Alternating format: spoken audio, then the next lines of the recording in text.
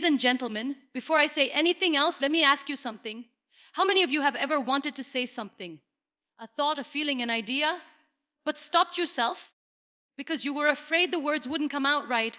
I know that feeling. I have lived that feeling because life doesn't always wait for us to be ready. It doesn't ask if we have the right words, the right confidence, the right accent. It simply moves forward. And we have a choice to stay silent out of fear or to speak anyway, imperfectly, bravely, and begin.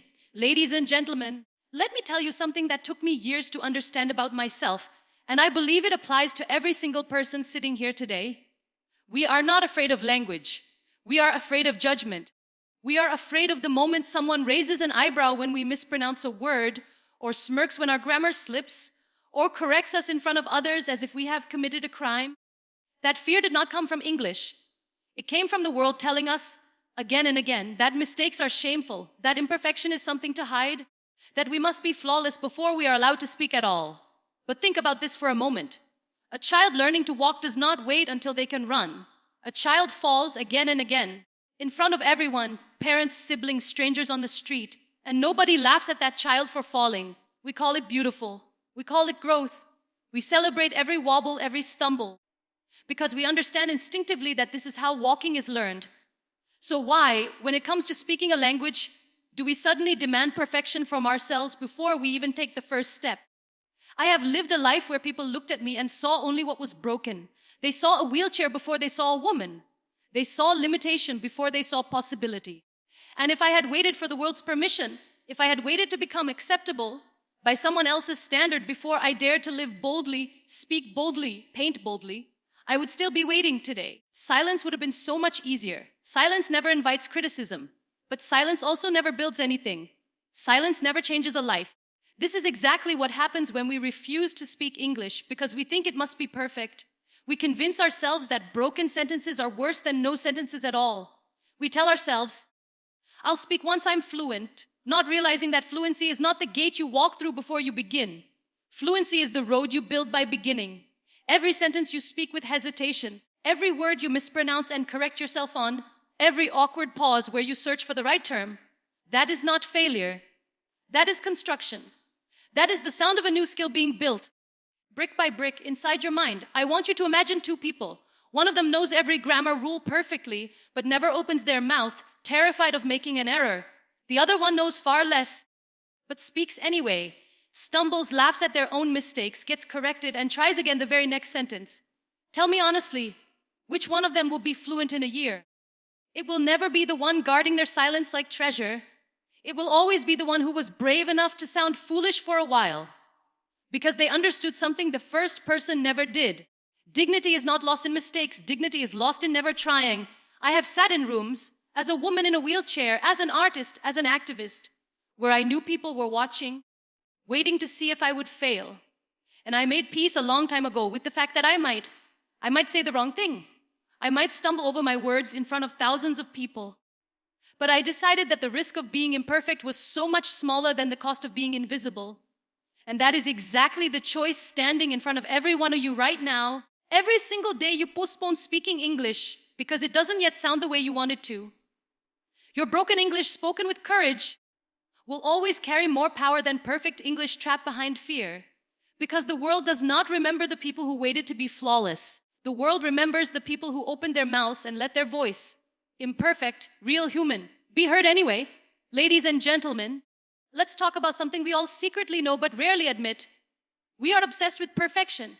From the day we start learning anything new, we are taught that mistakes are failures, that stumbling over a word means we are not good enough, that if we cannot say a sentence flawlessly, it is better not to say it at all. But let me tell you something from my own life. Perfection was never available to me.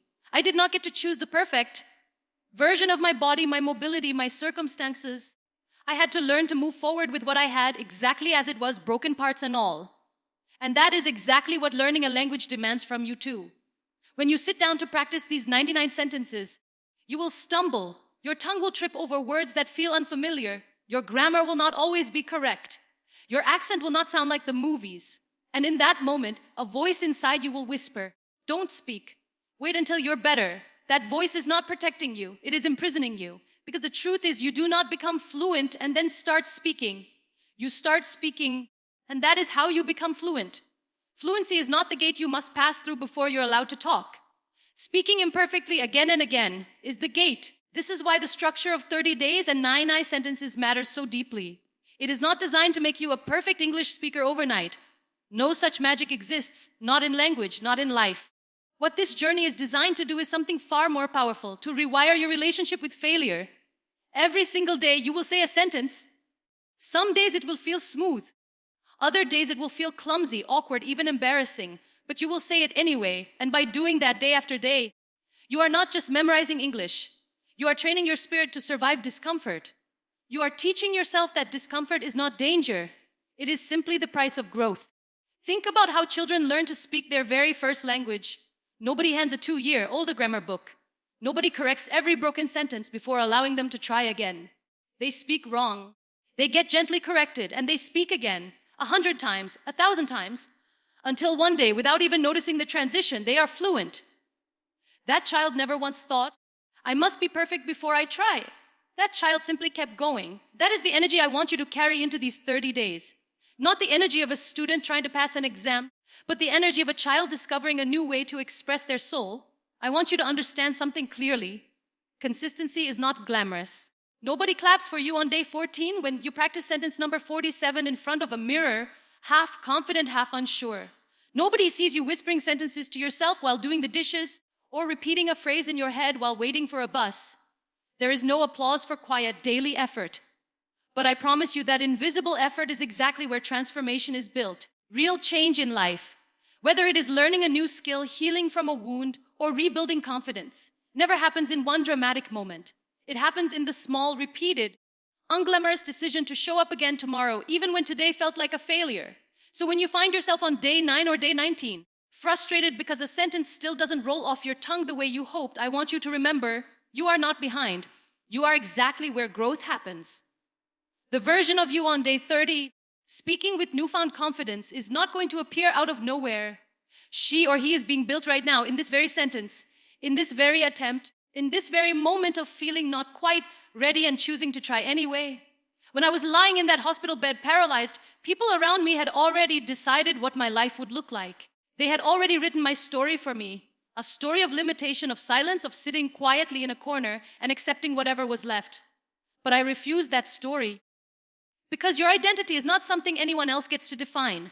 It is something you carry inside you, no matter what changes on the outside.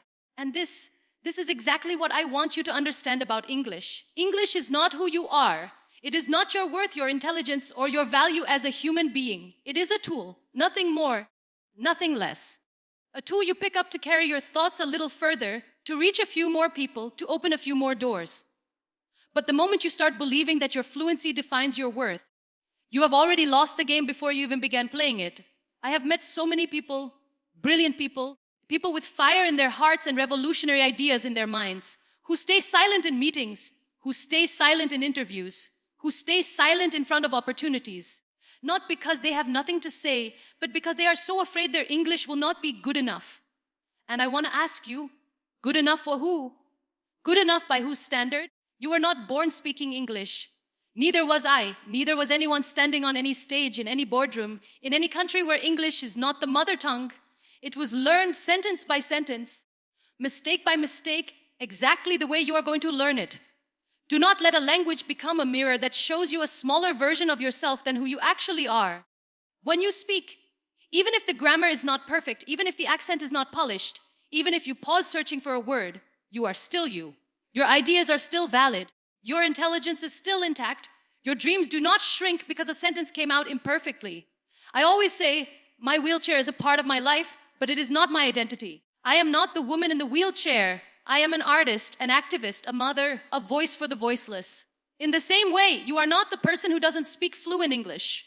You are a doctor, an engineer, a student, a dreamer, a leader.